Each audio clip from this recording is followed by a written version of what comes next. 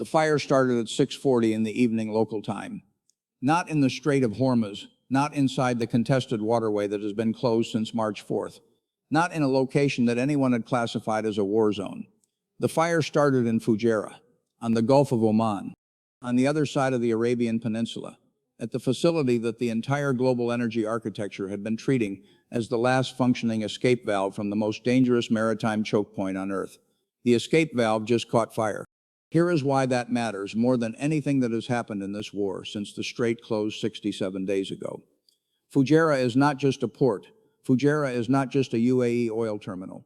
Fujairah is the single most strategically critical piece of energy infrastructure on the planet right now. Because Fujairah is the one place, the only place at meaningful scale, where Gulf crude oil can reach global markets without going through the Strait of Hormuz. The Abu Dhabi crude oil pipeline, 380 kilometers of steel running from the inland oil fields at Habshan to the Gulf of Oman coast, carries up to 1.8 million barrels per day directly past the choke point to a port that sits 70 nautical miles from the strait, but outside its contested waters. That pipeline, that port, was the reason the world had not yet entered full energy catastrophe.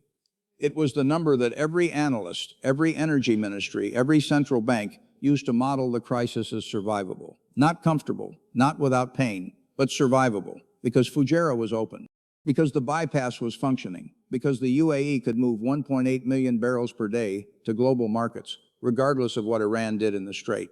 And now an Iranian drone has struck the Fujairah oil industry zone. A large fire has broken out at a liquid terminal inside it. 3 Indian nationals are in hospital with moderate injuries. The UAE has confirmed intercepting 3 Iranian missiles, with a 4th crashing into the sea. The air defense engaged 19 Iranian aerial threats in total during the attack. 19. And Iran's Revolutionary Guard has now issued a map. Not a statement, not a warning, a map, showing an expansion of areas under Iranian control near the Strait of Hormuz, and the map includes Fujairah. It includes Khor Fakkan. It includes the coast of the Al-Quwain Emirate. Iran is not merely contesting the strait. Iran is declaring territorial control over the ports that were supposed to replace the strait. The escape route has become the target. What I'm about to explain changes the entire mathematical basis of the global energy crisis calculation. Subscribe now, because the number that every government, every central bank, and every energy analyst has been using to model this crisis as survivable just changed, and most outlets have not yet understood what changed. To understand why the attack on Fujairah is categorically different from every previous Iranian strike in this conflict, you need to understand the architecture that the attack destroyed, not physically destroyed. The fire was contained, the facility will partially resume, but architecturally destroyed. The logic that made the bypass viable has been broken regardless of whether the terminal reopens tomorrow. The Habshan-Fujairah pipeline was not built as a wartime measure. It was built between 2008 and 2012 at a cost of $4.2 billion, specifically because the UAE recognized that a nation whose primary export route runs through a contested strait controlled by a rival power is a nation whose economic sovereignty is permanently hostage to that rival. The pipeline represented a decade of strategic investment in escaping that dependency. It worked. Before the war, ADNOW was moving 1.5 million barrels per day through it consistently. In the weeks after the strait closed in March, the pipeline became the most valuable piece of physical infrastructure on Earth. It was not merely the UAE's export route, it was the global oil market's proof that the crisis had a ceiling. Every energy model, every oil futures curve, every central bank inflation forecast for the next 6 months incorporated one assumption: Fujairah functions. Oil reaches the Gulf of Oman. The UAE continues exporting at something approaching capacity. The global daily shortfall is catastrophic, roughly 14 to 15 million barrels, but not apocalyptic, because the 1.8 million barrels from Fujairah, combined with Saudi Arabia's east-west pipeline to Yanbu on the Red Sea, combined with emergency reserve releases, combined with demand destruction at the consumer level, keeps the arithmetic on the survivable side of the ledger. The strike on Fujairah does not eliminate the pipeline. It eliminates the assumption that the pipeline is safe. And that distinction between the physical damage and the strategic damage is the detail that the coverage of the attack has almost entirely missed.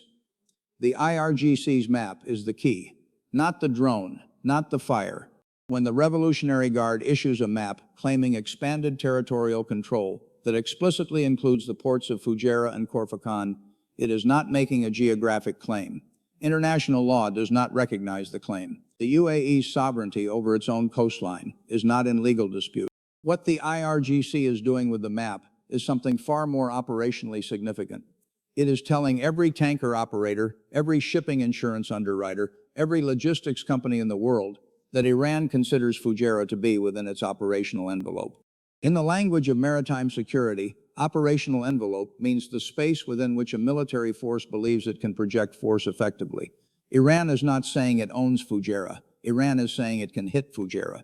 It is saying it has demonstrated that it can hit Fujairah twice in March and now again on May 4th after a month of ceasefire. It is saying that any vessel loading crude at the Fujairah terminal does so within range of Iranian weapons systems and without any guarantee of security from the ceasefire architecture that was supposed to make the region stable enough for commerce. The insurance market has already responded. War risk premiums for vessels operating in the vicinity of Fujairah, which were already elevated compared to pre-war levels, moved immediately after the attack.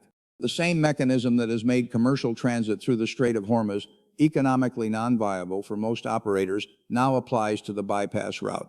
You cannot simply reroute to avoid a closed strait if the detour is also being classified as a war zone by the same underwriters who closed the strait. This is not hyperbole. This is the specific mechanical pathway through which the Fujairah attack changes the global energy equation.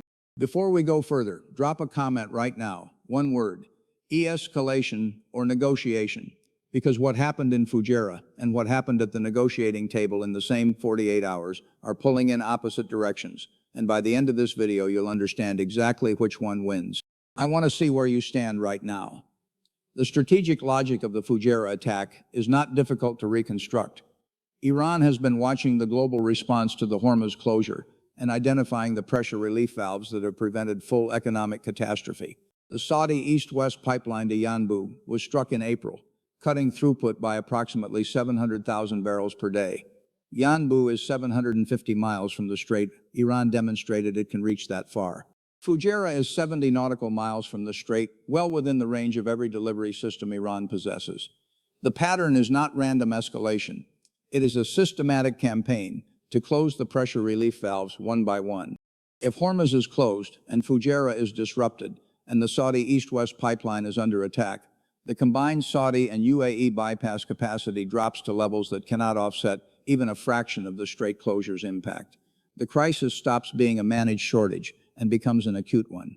Acute shortages do not produce negotiations. They produce panic, and panic in global energy markets does not behave like the orderly price adjustments that central banks can model and manage. Panic produces nonlinear outcomes: rationing, currency crises in import-dependent emerging markets, industrial shutdowns in Asian economies that cannot absorb quadrupled energy costs, political instability in governments that cannot protect their populations from what follows. Iran knows this. The Fujairah attack is not a military operation in the conventional sense.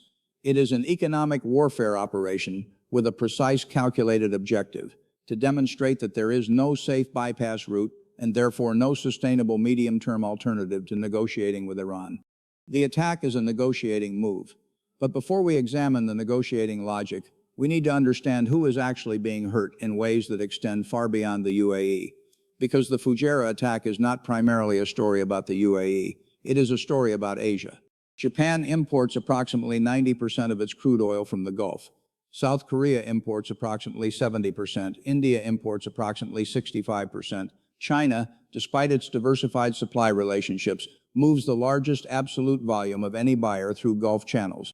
Every one of these nations has been absorbing the cost of the Hormuz closure since March 4th through emergency reserve releases, spot market purchases at elevated prices, and demand rationing ranging from the 4-day working weeks implemented in the Philippines to the fuel price controls across Southeast Asia, quietly driving government deficits toward crisis levels.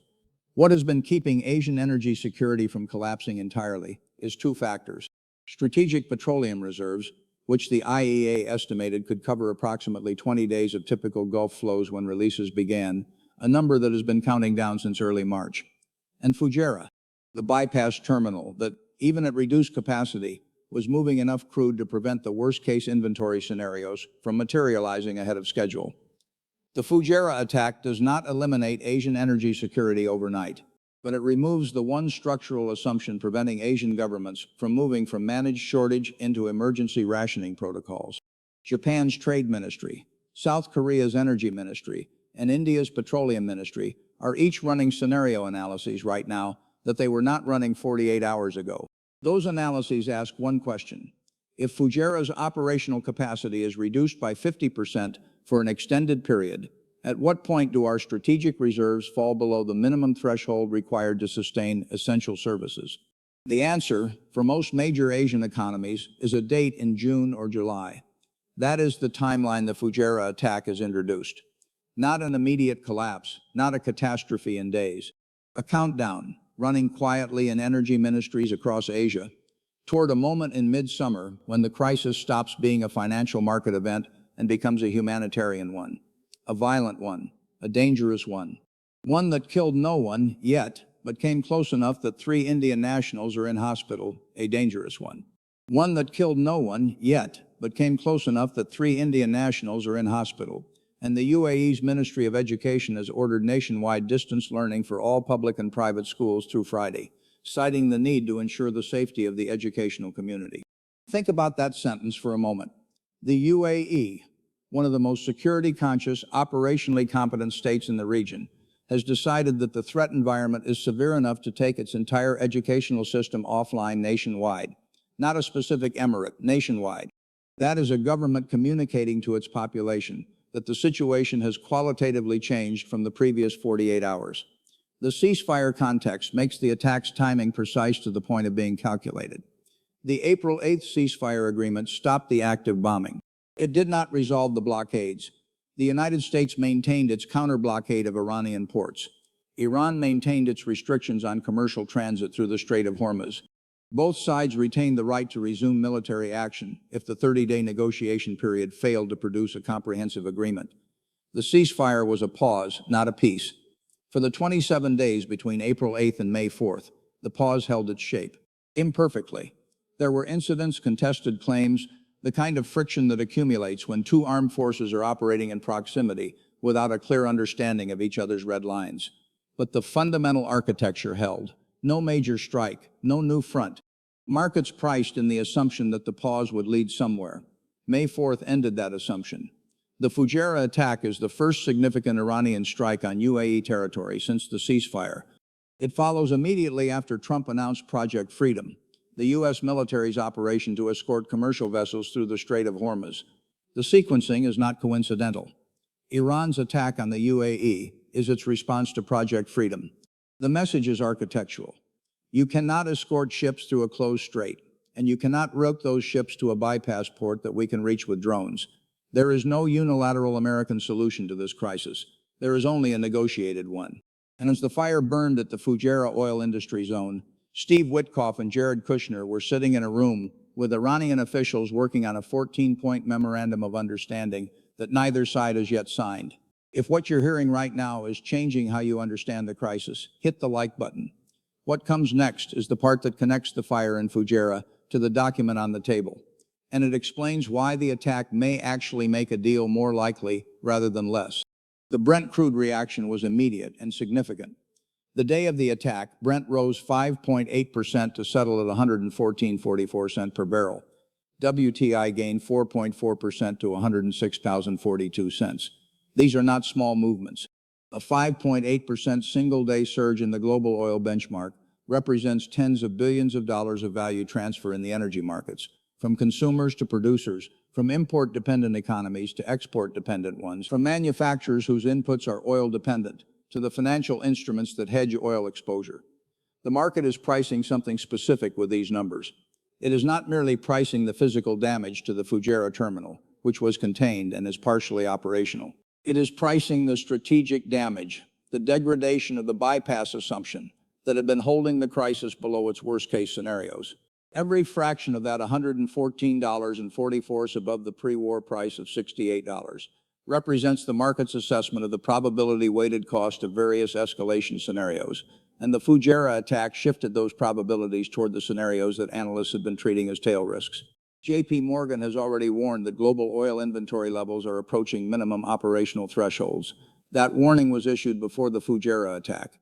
The attack accelerates the timeline, because the bypass that was helping offset the strait closure is now itself under active threat. The inventory drawdown rate increases. The minimum operational threshold approaches faster. And the moment that threshold is crossed, the moment the world's oil storage system cannot buffer the shortage any longer, the price shock stops being an energy market event and becomes a macroeconomic event. Stagflation, that is the word that central banks are not saying publicly, but are modeling privately. The combination of rising inflation driven by energy costs and falling growth driven by the same costs is the nightmare scenario that monetary policy cannot address through conventional means. You cannot raise interest rates to fight energy cost inflation without crushing economic activity. You cannot cut interest rates to support growth without exacerbating inflation. The instrument that has managed every previous post-war economic crisis loses its effectiveness. And the governments that have been funding post-COVID recovery with borrowed money at low interest rates find themselves simultaneously facing energy-driven inflation and the higher borrowing costs that follow from attempting to fight it. There is a dimension of the Fujairah attack that the coverage has addressed only in passing, but that carries implications that will reshape the Gulf's strategic architecture for decades, regardless of how the current crisis resolves. The Gulf Cooperation Council states, Saudi Arabia, the UAE, Kuwait, Qatar, Bahrain, and Oman built their entire economic model on the assumption that their energy exports could reach global markets. The Hormuz closure was devastating precisely because it violated that assumption at the strait itself. But the GCC states responded with a logical adaptation. Route through the bypasses, Saudi Arabia through the east-west pipeline to Yanbu, the UAE through the Habshan-Fujairah pipeline to the Gulf of Oman. The bypass routes were the GCC's answer to the closure. And for the first 2 months of the conflict, the answer worked well enough to prevent catastrophe. The Fujairah attack closes the answer. Not permanently, not completely. The pipeline still functions. The terminal will partially resume. But what Iran has demonstrated is that the bypass routes are targets, not solutions, and targets can be struck again. The Saudi East-West pipeline was struck in April. Yanbu, which is 750 miles from the strait and which analysts had classified as effectively beyond Iranian reach, was struck. The lesson is not that the bypass routes are destroyed. The lesson is that no fixed infrastructure in the Gulf region is beyond Iranian reach if Iran decides to reach it. That lesson is now being absorbed by every sovereign wealth fund, every foreign direct investor, and every multinational corporation that has assets, operations, or supply chain dependencies anywhere in the Gulf Cooperation Council footprint. The security premium that was previously applied to Hormuz transit risk is now being applied to the entire Gulf energy export architecture. The cost of that premium, measured in elevated insurance rates, reduced investment appetite, slower infrastructure development, and higher borrowing costs for GCC sovereign debt, is a structural economic penalty that will compound regardless of whether the current conflict resolves tomorrow. Iran has demonstrated that it can impose costs on Gulf energy infrastructure that outlast any specific military incident. That demonstration is, in strategic terms, a form of permanent leverage. The international reaction to the Fujairah attack arrived with a speed and uniformity that itself tells a story. Saudi Arabia and Qatar backed the UAE immediately. Kuwait called the strikes reprehensible aggression. Bahrain termed them a dangerous escalation. Jordan's foreign minister contacted his UAE counterpart directly. Canada, Germany, and the United Kingdom criticized Iran and urged de-escalation. European Commission President Ursula von der Leyen stated that the strikes violated sovereignty and international law. Every one of those statements is boilerplate diplomatic condemnation, the kind that emerges from any attack on Allied territory. What is not boilerplate is the statement from India. India said it continues to stand for dialogue and diplomacy, calls for free and unimpeded navigation in the Strait of Hormuz, and stands ready to support peaceful resolution. 3 of India's citizens are in hospital following the Fujairah attack. India is the world's 3rd largest oil consumer, deeply dependent on Gulf crude, and one of the few major powers with credible diplomatic relationships with both Washington and Tehran. India's careful, calibrated statement, not condemning Iran by name, not endorsing the U.S. military posture, but calling for navigation freedom and peaceful resolution, is a diplomatic signal to Tehran that the attack has costs in relationships Iran cannot afford to lose. China's position matters more. China has been publicly calling for the reopening of the Strait of Hormuz because China is the world's largest buyer of Gulf crude, and the closed strait is costing the Chinese economy in ways that compound daily. Trump's Beijing visit is scheduled for next week. The visit was already delayed once from April while the war raged. The Fujairah attack, arriving in the same 48 hours as the most advanced phase of the MOU negotiations, complicates Beijing's calculations significantly. China wants the strait open. China wants a deal. China has leverage over Iran's economy. Chinese purchases account for a substantial portion of Iran's oil revenue, much of it conducted in ways that circumvent American sanctions. If Beijing is willing to use that leverage in service of a negotiated resolution, the Fujairah attack may have given it both the justification and the urgency to do so. The shipping industry's response to the Fujairah attack merits attention that goes beyond the headline price movements, because the mechanism through which the attack damages the global energy system is not the fire itself. It is the actuarial reassessment that follows the fire. Lloyd's of London and the other major maritime insurance syndicates price war risk through a framework that calculates the probability of loss multiplied by the expected cost of loss for any given voyage.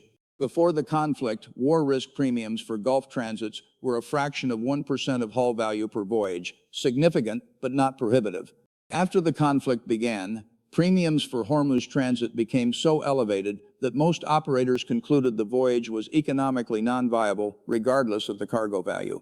That premium structure, not Iranian military action directly, but the insurance market's response to Iranian military action, is what has kept 95% of normal Hormuz traffic from operating. The same mechanism is now being applied to Fujairah. The attack on May 4th is the third documented Iranian strike on Fujairah since the conflict began. 3 strikes on the same facility in 3 months is a pattern. And insurance actuaries price patterns, not incidents. A facility that has been struck 3 times in 3 months carries a forward-looking probability of being struck again that changes the economics of every vessel that calls there. Not because the facility itself is dangerous, but because the underwriters now have 3 data points confirming that Iran treats Fujairah as a legitimate military target. The fire has been contained. The actuarial record has not. Here is the paradox that the standard analysis of the Fujairah attack does not resolve. The attack is Iran demonstrating that there is no safe bypass route and therefore no sustainable alternative to negotiating. The attack is a coercive signal designed to bring the United States to a deal on Iran's terms by eliminating the tactical options that have allowed the American side to sustain maximum pressure without catastrophic domestic economic consequences. In that reading, the attack makes a deal more necessary and therefore, counterintuitively, more likely. But the attack also represents a fundamental violation of the ceasefire architecture. It demonstrates that Iran is willing to strike allied territory, civilian infrastructure, and global energy systems, while simultaneously negotiating a memorandum of understanding designed to end the war. It demonstrates, in other words, that Iran negotiates with one hand and escalates with the other. And that demonstration tells the American side, specifically the White House advisors, who have been arguing that Iran can be trusted to implement a 14-point agreement, that the verification mechanisms in the document are not merely important, they are existential. Because the party on the other side of the table just proved it will maintain military pressure even while discussing peace. The Fujairah attack makes the deal both more urgent and less trustworthy at the same time. That is not an analytical contradiction. It is the precise condition under which the most dangerous agreements in history have been signed. Both sides need the deal badly enough to accept terms they don't fully believe the other will honor. Both sides insert verification mechanisms they know are imperfect. Both sides agree to a 30-day negotiation window they know is too short. And both sides sign because the alternative, resuming a war that has already produced the largest energy supply disruption in global history, is worse than the uncertainty of a document that might not hold. The fire at the Fujairah oil industry zone has been contained. The strategic damage has not. The last escape valve from the world's most important maritime choke point has been demonstrated to be within range of the same weapons that closed the choke point. The bypass assumption that was holding the crisis below its worst-case scenarios has been structurally compromised. The insurance market will reprice Fujairah. The tanker operators will add it to their risk calculations. The energy analysts will revise their worst-case models upward. And in a room somewhere, 6 men are arguing over the language of a 14-point document that may be the only thing standing between the current crisis and something considerably worse. The document is not yet signed. The fire has been contained, for now.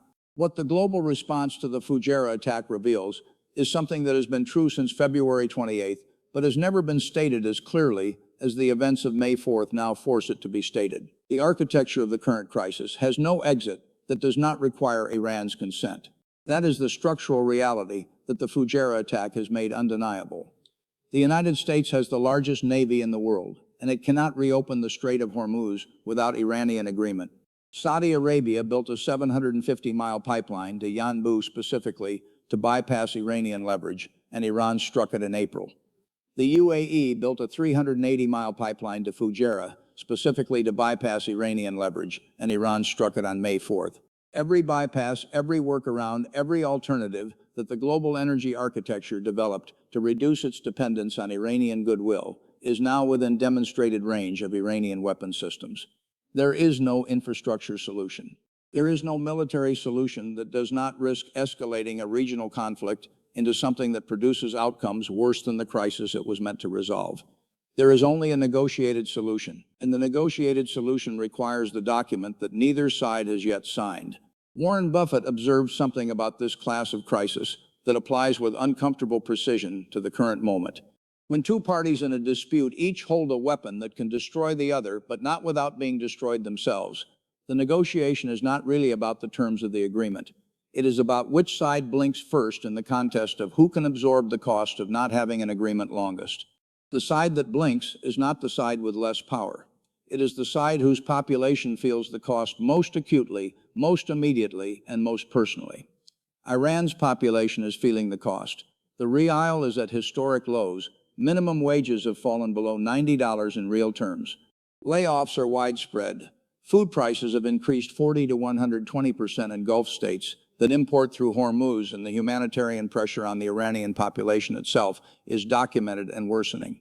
But Iran's government has a higher tolerance for domestic economic pain than a democratic government does. Revolutionary systems that derive legitimacy from resistance rather than from economic performance can sustain population suffering that would end elected governments within months. Before we answer that question, the framework that every government and every investor needs right now is a clear-eyed assessment of the three scenarios that the Fujairah attack has made possible. Not probable, possible. And the distinction between those three scenarios is what the 14-point document is actually deciding. Scenario 1 is the deal that holds. Iran signs the Memorandum of Understanding within 48 hours. The Hormuz blockade begins a staged 30-day unwinding. Fujairah, visibly struck but structurally intact, resumes full operations. Insurance premiums fall as the security environment stabilizes. Asian governments stand down their emergency protocols. Brent crude corrects from $114 toward the $90 to $95 range that analysts have identified as the post-war equilibrium, still significantly above pre-war levels because of infrastructure damage and supply chain disruption, but below the threshold that triggers the macroeconomic cascade. The Fujairah attack, in retrospect, becomes the pressure point that pushed both sides across the signature line. Scenario 2 is the deal that fails. Iran does not sign. The 30-day window expires without a comprehensive agreement. The United States restores the full naval blockade. Iran resumes active military operations. The Fujairah attack becomes the first in a new escalation sequence rather than the last in the old on D. Brent crude moves through $130 toward the $150 that Gulf energy ministers warned about in March. Asian economies begin rationing. The IMF convenes emergency sessions. Central banks that have been modeling stagflation as a tail risk begin treating it as the base case. Scenario 3 is the most dangerous and the least discussed. The deal is signed, the 30-day negotiations begin, and something goes wrong during the implementation. A misunderstanding about the sequence of blockade removal, an Iranian faction that does not consider itself bound by what the negotiating team agreed, an American naval commander who interprets an Iranian vessel's movement as a threat and responds. The document collapses mid-implementation, with both sides having already partially exposed their commitments and neither side having preserved the status quo they started from. The war resumes with better intelligence on both sides about each other's actual red lines and with the economic damage of the initial 67 days already accumulated and unrecoverable. That third scenario is the one that the verification mechanisms in the 14-point document are designed to prevent. And the Fujairah attack, demonstrating that Iran escalates even while negotiating, has just made those verification mechanisms more important and less reliable simultaneously. The question is whether the United States can sustain the cost of the crisis long enough for Iran's tolerance to reach its limit. And the Fujairah attack has just shortened that timeline. Not because the attack damaged the pipeline catastrophically, the terminal will partially resume operations within days, but because the attack has raised insurance premiums, reduced tanker confidence in the bypass route, and forced every energy model to revise its assumptions about the ceiling on this crisis upward. The fire has been contained. The calculation is not. The Fujairah attack and the MOU negotiation are happening simultaneously. That is not a coincidence.